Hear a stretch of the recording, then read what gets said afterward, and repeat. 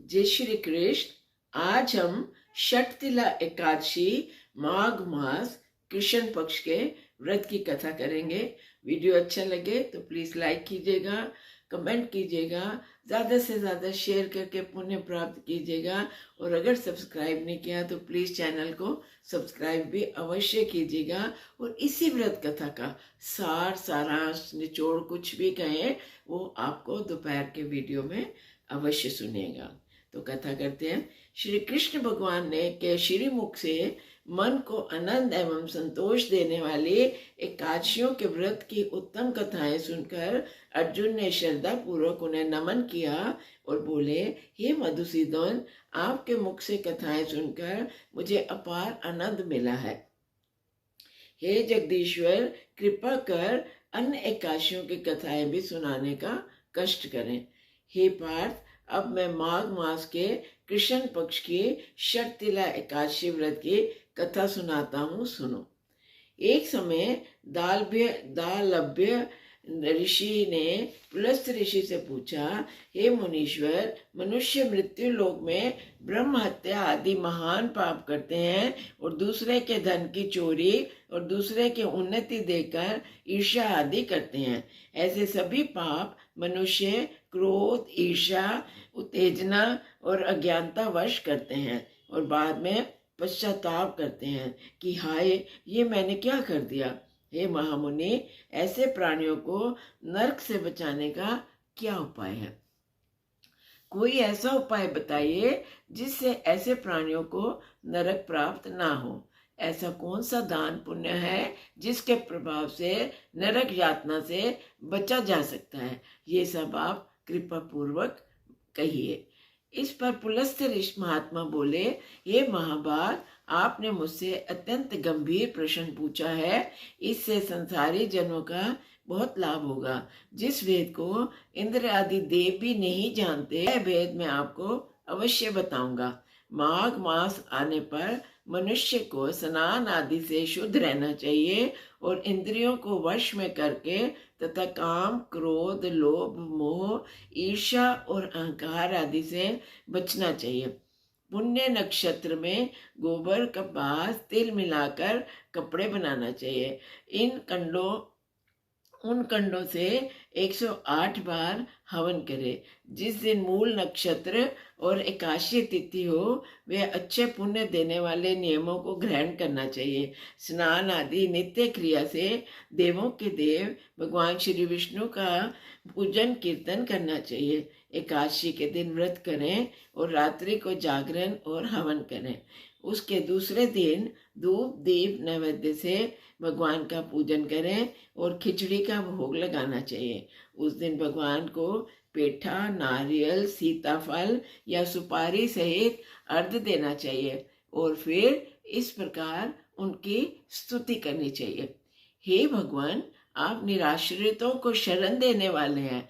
आप संसार में डूबे हुओं का उद्धार करने वाले हैं। हे पुंडरीकाक्ष, हे कमल नेत्रधारी, हे विश्व विधाता, हे सुब्रह्मण्य, आप लक्ष्मी जी सहित मेरे इस तुच्छ अर्घ्य को स्वीकार कीजिए। इसके पश्चात ब्राह्मण को जल से भरा कुंभ तिल दान करना चाहिए। यदि संभव हो तो ब्राह्मण को गो और तिल भी दान देना चाहिए। इस प्रकार मनुष्य जितने तिल का दान करता है वह उतने ही सहस्र वर्ष स्वर्ग में निवास करता है।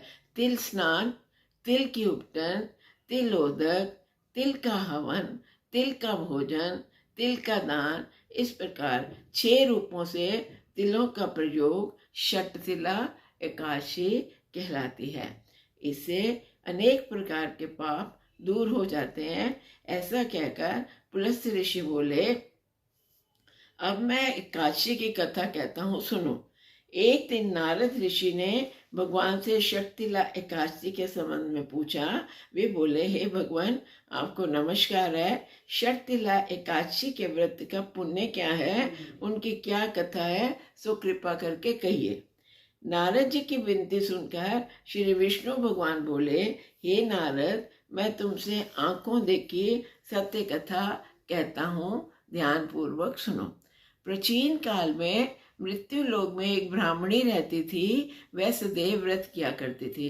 एक समय वह 1 माह तक व्रत करती रही। इससे उसका शरीर अत्यंत दुर्बल हो गया। वह अत्यंत बुद्धिमान थी, फिर भी उसने कभी देवताओं और ब्राह्मणों के निमित्त अन्न आदि का दान नहीं किया। मैंने सोचा कि इस ब्राह्मणी ने व्रत आदि से अपना शरीर तो शुद्ध कर लिया और इसको विष्णु लोक भी प्राप्त हो जाएगा, परंतु इसने कभी अन्न दान नहीं किया है। अन्न के बिना प्राणियों को तृप्ति होना कठिन है। ऐसा सोचकर मैं मृत्यु लोक में गया और उस ब्राह्मणी से अन्न की भिक्षा मांगी। वह ब्राह्मणी बोली, हे महाराज, आप यहाँ किस लिए आए हैं? मैंने कहा, मुझे भिक्षा चाहिए इस घर। उससे मुझे एक मिट्टी का पिंड दे दिया। मैं उसे लेकर स्वर्ग लौट आया। कुछ समय बीतने पर वह ब्राह्मणी भी शरीर त्याग कर स्वर्ग को आई। मिट्टी के पिंड के प्रभाव से उसे उस जगह एक आम वृक्ष सहित ग्रह मिला, परंतु उसने ग्रह को अन्य वस्तुओं से शून्य पाया। वह घबराई हुई मेरे पास आई, बोली, हे भगवान, मैंने अनेकों व्रत आदि से आपकी पूजा की है, परंतु फिर भी मेरा घर वस्तुओं से रहित है। इसका क्या कारण है?